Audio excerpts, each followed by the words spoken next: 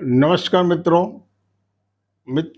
यही है सही भारत यूट्यूब ચેનલમાં આપનું હાર્દિક સ્વાગત છે।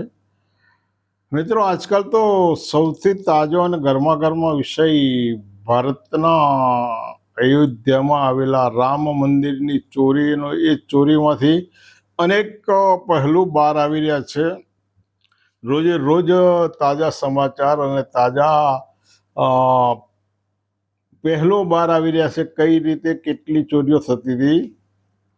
છેલ્લા 40 દિવસમાં 70 વખત ચોરીઓ થઈ હોવાની ઘટના પ્રકાશમાં આવી, તો ઘણો બધા બાબતો ઉજાગર થઈ રહી છે। પરંતુ આપણે રામ મંદિરને જ્યાં છે ત્યાં રાખી અને બીજી ઘણી બધી ઘટનાઓ એવી છે કે આ કોલાહલની અંદર ઘણી બધી વાસ્તવિક ઘટનાઓ દબાઈ જતી હોય છે। ને એવી એક ઘટનાની વાત કરવી છે કે સેશન કોર્ટના એક જજને મારી નાખવાની અને એમના માફી માગવાની જાતની ધમકીઓ મળી રહી છે। હકીકત એવી છે કે 3 ઓગસ્ટ 2022ના રોજ મહારાષ્ટ્રના અમરાવતી મેળામાં 30 પશુઓને લઈ અને એક ટ્રક જઈ રહી હતી। આ ટ્રકના સિયોની માલવાના બરખડ ગામ પાસે રોકવામાં આવી। રોક્યા પછી એમાં જે કથિત ગૌસેવકો હતા એ લોકોએ મારઝૂડ કરી, એનો વિડીયો વાયરલ થયો અને આ હુમલાની અંદર એક વ્યક્તિની, નજીર અહેમદની હત્યા થઈ। આ કેસ ત્યાંની સેશન કોર્ટમાં ચાલી ગયો। મધ્યપ્રદેશના નર્મદાપુરા આ જિલ્લાની સેશન કોર્ટમાં આ કેસ ચાલ્યો અને ત્યાં 12મી જૂનના રોજ આ કેસનો ચુકાદો એ સમયના જજ તબસ્સુમ ખાને ચુકાદો આપતા 14 આરોપીઓને આજીવન કેદની સજા ફટકારી। કેટલા? 14 આરોપીઓને। અને એના કારણે 14 જણાને જે દોષિત ઠેરવ્યા છે। પરંતુ આ ચુકાદો આપ્યા પછી એક કથિત વિડીયો એવો બહાર આવ્યો કે જે તમે 14 દોષિતો છે એને 10 દિવસમાં મુક્ત નહીં કરો તો એમની હિંસાની ધમકી આવે। બીજા એક વિડીયોની અંદર એક મહિલાએ એક જજ સામે સાંપ્રદાયિક ટિપ્પણીઓ કરી અને પરિણામ ભોગવવાની ધમકી આપી। એટલે આ કેસની હકીકતમાં ખરેખર તો આરોપી છે એ હિન્દુઓ છે અને જે પીડિત હતા એ મુસ્લિમ હતા। એટલે બંને એક ધર્મી નથી, જુદા જુદા સંપ્રદાયના અથવા તો જુદા જુદા ધર્મોને માનવાવાળા છે। પરંતુ આના કારણે એક ન્યાયાધીશે, સેશન કોર્ટના ન્યાયાધીશે જે ચુકાદો આપ્યો છે એ ચુકાદાને લઈ અને જાતની ધમકીઓ આપવામાં આવી છે। પરંતુ ભારતમાં એવી ઘણી બધી ઘટનાઓ બની છે કે જ્યાં આગળ હિન્દુ આરોપી હોય અને હિન્દુ પીડિત હોય અને છતાં એવા ઘણા બધા કેસોની અંદર આરોપીઓ નજર સમક્ષ દેખાતા હોવા છતાં, નજર સમક્ષ ફરતા હોવા છતાં જાહેર જનતામાં અને જાહેર જીવનમાં ખૂબ સારી રીતે હરતા ફરતા હોય છે। રાજસ્થાનની ઓબીસી સમુદાયની આ બહુ ચર્ચિત કિસ્સો છે।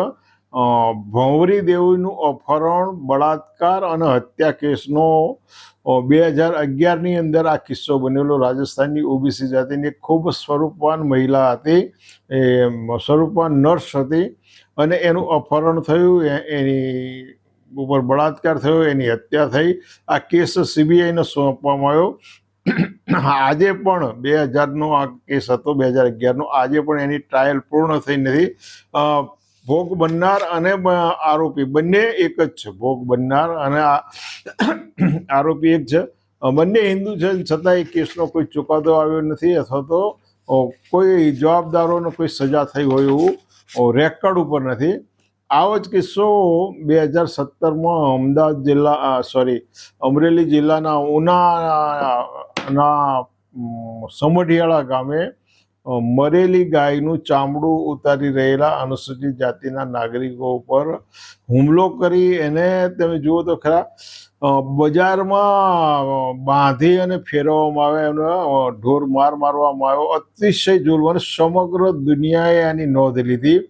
સ્પષ્ટ દાર્શનિક પુરાવા હતા, છતાંય ત્યાંની જે સેશન કોર્ટે જે ચુકાદો આપ્યો ને એ ચુકાદો ખૂબ દયનીય છે, ખૂબ વિચારવા યોગ્ય છે કે આટલા બધા અનાચાર કર્યો હોય, આટલું બધું એમણે આંતક ફેલાયો હોય અને એમને 5 વર્ષની સજા કરી અને છોડી મૂકો, એટલે વિચારવા જેવો કિસ્સો છે.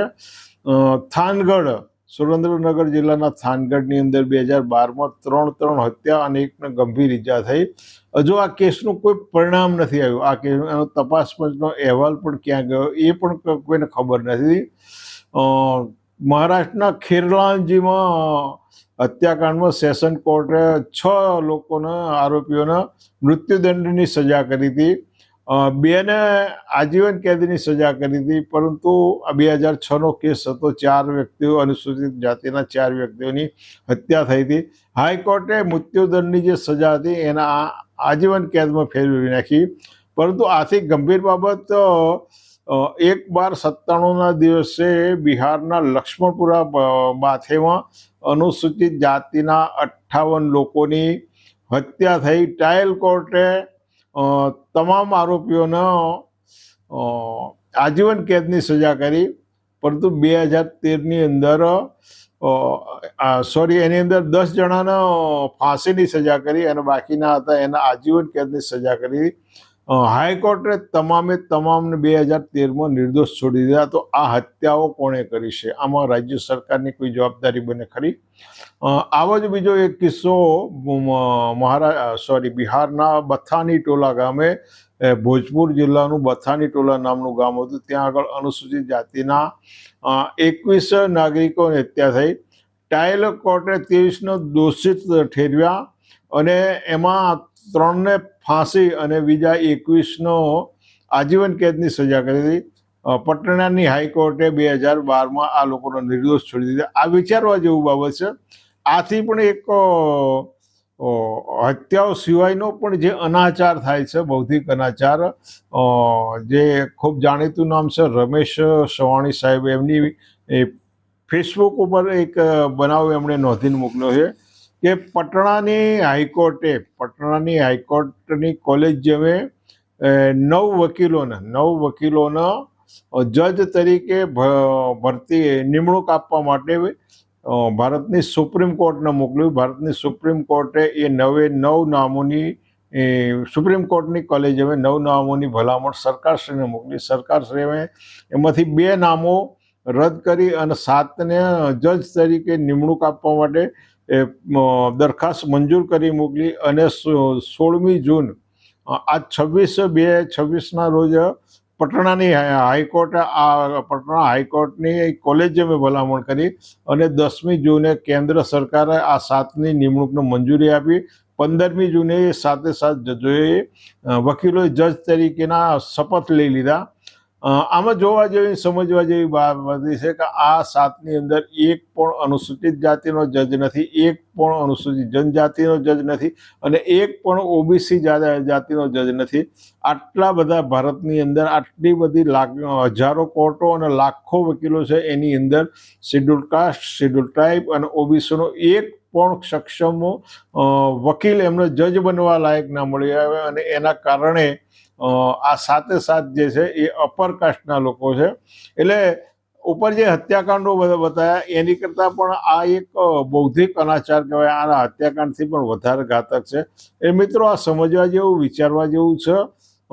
બીજા આવા કોલાહલ થતા હોય, રામ મંદિરનો જે મુદ્દો ચાલ્યો છે, કારણ કે રામ મંદિર તો રામ એટલા બિચારા નાના હતા કે એમના આંગળી પકડી અને પ્રધાનમંત્રીએ લઈ જવા પડ્યા. વળી પાછા એમાં એક નવી ઘટના એ પ્રકાશમાં આવી કે રામ આમ તો દરેક જગ્યાએ તમે જ્યાં એમની મૂર્તિઓ છે, રામની સાથે સીતા હોય અને એ રામ વળી પાછા ગૌરવર્ણા હોય, ઘઉંવર્ણા હોય, પરંતુ 2024માં જે રામ મંદિરનું ઉદ્ઘાટન થયું અયોધ્યામાં, એ રામ કાળા હતા એવું કહેવાય છે. એ મૂર્તિ જે ત્યાં આગળ પ્રસ્થાપિત કરવામાં એ કાળી હતી.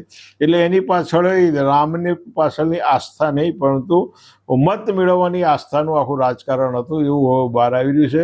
એટલે એ કોલાહલની અંદર જે આવી ઘણી બધી સાચી ઘટનાઓ છે, જાણવી, સમજવી અને એ દિશામાં વિચારવું જરૂર છે. એટલે તમને યોગ્ય લાગે તો આ ચેનલને સબસ્ક્રાઈબ કરો, લાઈક કરો, શેર કરો. ફરી વખત આવા જ વિષય સાથે મળવાનું છે. ફરી મળીશું. આવજો.